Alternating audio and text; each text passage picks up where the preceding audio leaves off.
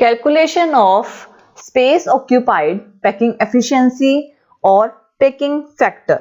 इसमें हम ये सब कुछ करेंगे, कैलकुलेशन करेंगे स्पेस ऑक्यूपाइड कि सेंटर क्यूबिक जो होते हैं, सिंपल क्यूबिक सेंटर होते हैं, उनमें कितना अवेलेबल स्पेस होता है पार्टिकल्स को। दूसरा होता है हमारा उसकी पैकिंग एफिशिएंसी करेंगे और पैकिंग फैक्टर्स करेंगे। तो चलिए स्टार्ट करते हैं कि सबसे पहले ये देखते हैं कि पैकिंग फैक्टर्स क्या होते हैं।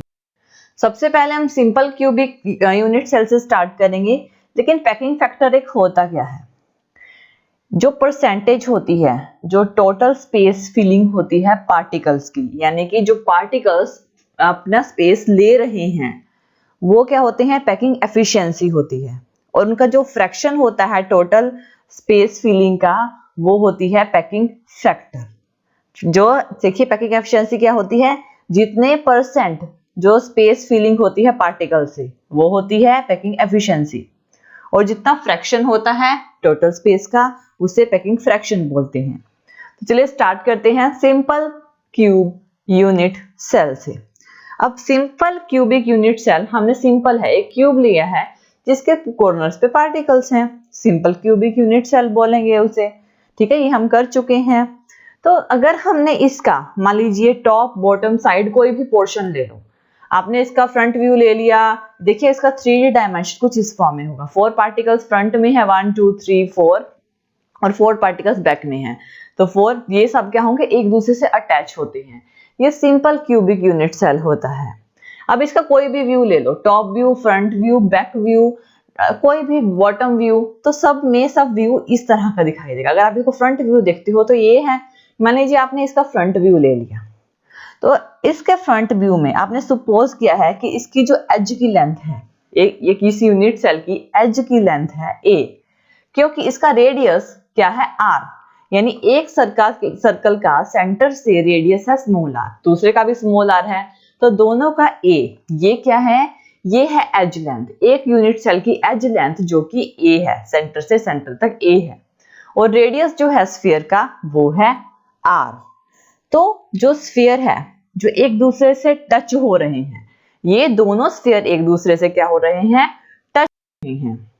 तो जब ये टच हो रहे हैं एक दूसरे से, तो उस कंडीशन में जो हमारा स्पेस का टचिंग एक दूसरे से टच होंगे, तो a क्या होगा? a इज इक्वल टू आ जाएगा 2r के, यहां से a इज इक्वल टू आ जाएगा 2r के।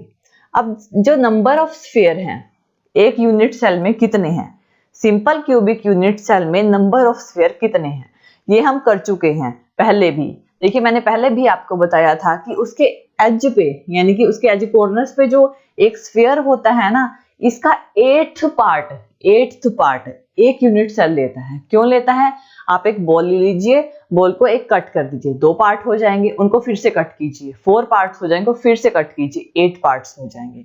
तो उसका बॉल का जो एक 8th पार्ट होगा ना, वो एक यूनिट सेल का कॉर्नर पे होगा, जो उस यूनिट सेल में शेयर हो रहा होगा, और जो बाकी बचे हुए 7 पार्ट्स हैं वो दूसरे यूनिट सेल पे होंगे, दूसरे यूनिट सेल से शेयर कर रहे होंगे, इस तरह से। तो जो नंबर ऑफ स्फीयर होते हैं, एक यूनिट सेल की बात हो रही है, एक पूरे यूनिट सेल की बात हो रही है, वो होता है 1/8 × 8, यानी 8 में से 1/8 पार्ट शेयर होता है ना, तो इज इक्वल टू 1। यानी कि अगर सारे कॉर्नर्स के स्फीयर्स को मिला दें तो टोटल 1 क्या बनेगा? स्फीयर बनेगा, 1 पार्टिकल बनेगा। तो नंबर ऑफ स्फीयर हो गए सिंपल यूनिट सेल में 1/8 × 8, जो इज इक्वल टू होता है 1 के। वॉल्यूम क्या होती है स्फीयर की? 4/3 πr³। वॉल्यूम क्या है? 4/3 πr³। अब देखिए ये इसकी है, ये स्फीयर की वॉल्यूम है। अगर क्यूब की वॉल्यूम ले तो वो होती है a³। एक यानी कि a क्या था? a हमने लिया था एज लेंथ, a हमने क्या ली थी? As length.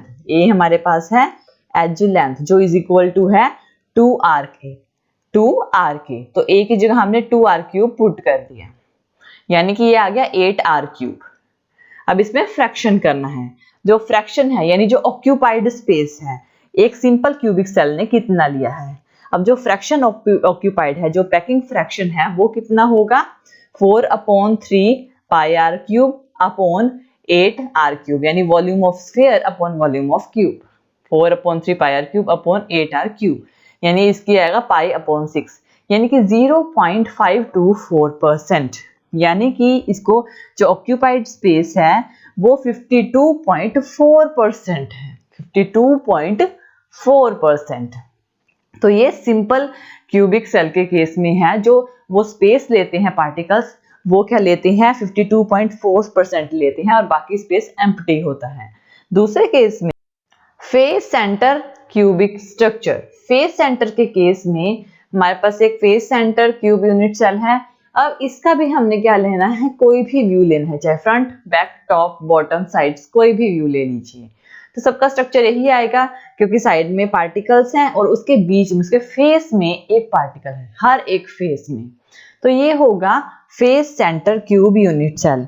अब इसके केस में क्या है, हमने भी इस तरह ही इसका पैकिंग एफिशिएंसी यानी कि जो फ्रैक्शन ऑक्यूपाइड स्पेस है वो हम शो करेंगे।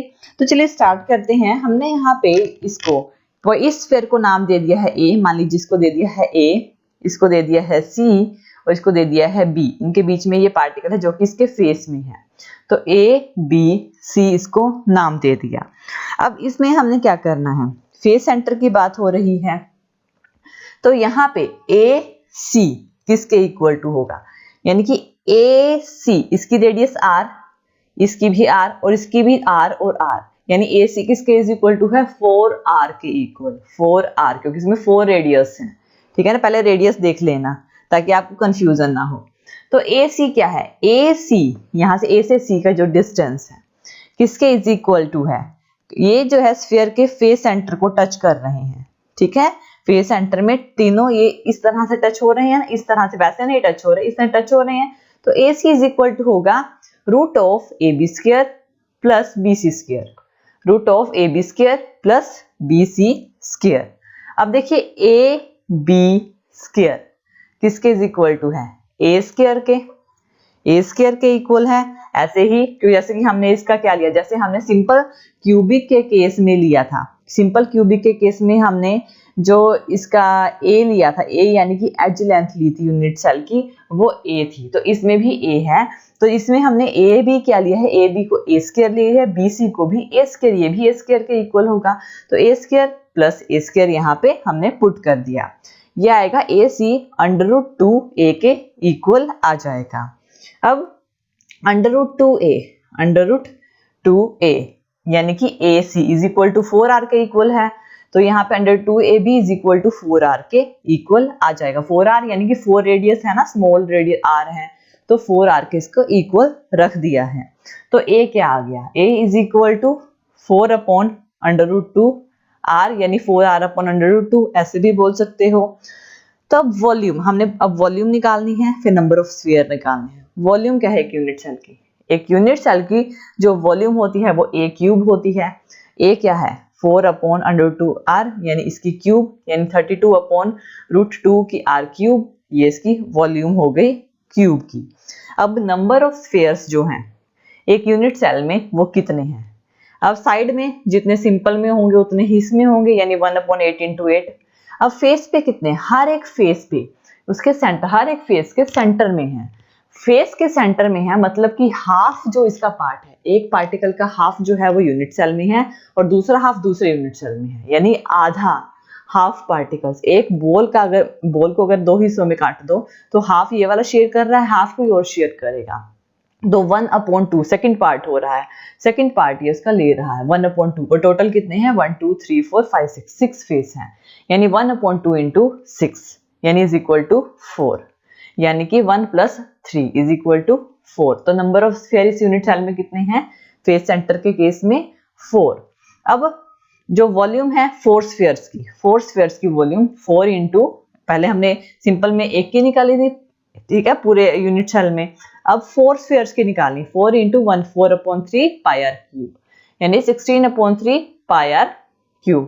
अब फ्रैक्शन क्या है, फ्रैक्शन हमारा जो कि हमने, यह है volume of 4 spheres 16/3 πr³ upon volume of cube 32/√3 πr³, यानी कि π√2/6, यानी कि 0 0.74% ऑक्यूपाइड स्पेस, यानी ऑक्यूपाइड स्पेस कितना है 74%, और जो बाकी बचा हुआ है वो क्या है एम्प्टी स्पेस है। ऑक्यूपाइड कितना है 74%।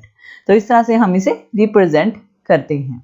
नेक्स्ट हम देखते हैं बॉडी सेंटर के केस में। बॉडी सेंटर के केस में कॉर्नर से पार्टिकल्स होंगे और उसके बीच में, पूरी बॉडी के बीच में एक पार्टिकल होगा जिसे बॉडी सेंटर बोलेंगे। अब बॉडी सेंटर के केस में क्या है, सेम ऐसे ही पूरी बॉडी के सेंटर में है ये। हमने क्या लिया है, मान लीजिए आपने इसको ए मान लिया है, इसको बी, इसको सी, इसको डी। अब सबसे पहले हमने देखना है कि ए से सी, यानी ये वाला पार्टिकल ए से सी, ए सी किसके इज इक्वल टू होगा A B square plus B C square के, ठीक है, root of A B square plus B C square, यानी कि ये ऑब्वियसली ए स्क्वायर है, ये भी ए स्क्वायर है। तो जैसे कि आपने दो किए हैं सेम वैसे ही है, ए स्क्वायर प्लस ए स्क्वायर, तो ए सी किसके इज इक्वल टू आएगा रूट 2 ए के। अब हम निकालेंगे ए से डी तक, बीच में से ए से डी तक इस पार्टिकल से टच करते हुए जाएगा जो, तो ये क्या आएगा a c square plus c d square. A c square क्या है, ए सी स्क्वायर है अंडर रूट 2 ए, जो कि हमने कैलकुलेट किया है। तो ये क्या आ जाएगा रूट ऑफ 2 ए स्क्वायर, क्योंकि रूट कैंसिल हो जाएगा स्क्वायर से, तो 2 ए स्क्वायर रह जाएगा, प्लस सी डी क्या है ए square, c d a square आ जाएगा। तो ए डी क्या आ गया अंडर रूट 3 ए आ गया, ए डी यहाँ से कैलकुलेट हो गया। अब यहाँ अंडर रूट 3 किसके इज इक्वल टू है अंडर रूट 3 ए डी हमने कैलकुलेट किया था, ए डी कितनी रेडियस है, एक इसकी रेडियस, दो इसकी रेडियस, एक इसकी रेडियस, तो कितनी हो गई टोटल 4 रेडियस हो गई। तो यानी कि under root 3a is equal to 4r के इक्वल है। तो a किसके इक्वल आ गया, a इज इक्वल टू आ गया 4r अपॉन अंडर रूट 3 के इक्वल। अब वॉल्यूम क्या होती है a क्यूब, यानी कि 4r upon under root 3 volume cube 64 upon 3 root 3 r cube, यही रहेगी। अब number of sphere unit cell, पूरे यूनिट सेल में कितने स्फीयर हैं, साइड में 1 है टोटल, 1/8 into 8, और सेंटर में तो कंप्लीट है, पूरी बॉडी के सेंटर में है, तो पूरा पार्टिकल है, तो 1/8 into 8 और प्लस 1 जो कि सेंटर में है, यानी कि is equal to 2। Number of sphere क्या है यूनिट सेल में 2 है। तो जो वॉल्यूम है 2 स्फीयर की वो कितनी है, 2 स्फीयर्स की 2 into 4/3 पाई आर क्यूब, यानी 8/3 पाई आर क्यूब। अब जो फ्रैक्शन है, जो पैकिंग फ्रैक्शन है वो कितना होगा, वॉल्यूम ऑफ स्फीयर अपॉन जो वॉल्यूम ऑफ क्यूब है, यानी वॉल्यूम ऑफ स्फीयर क्या है 8/3 pi r cube upon 64 r cube upon 3 under root 3, यही है। अब यहाँ पे इसकी वैल्यू आएगी पाई रूट 3/8, यानी कि 0.68, यानी कि जो परसेंटेज ऑक्यूपाइड है वो 68% की है, यानी 68% में जो पार्टिकल्स ने स्पेस लिया हुआ है और जो बाकी स्पेस है वो एम्प्टी है। ये बॉडी सेंटर स्ट्रक्चर होगा। Thank you for watching this video. और ज़्यादा अपडेटिंग वीडियोस के लिए आप हमारे चैनल लर्न एंड ग्रो पर हमें सब्सक्राइब कर सकते हैं। Thank you.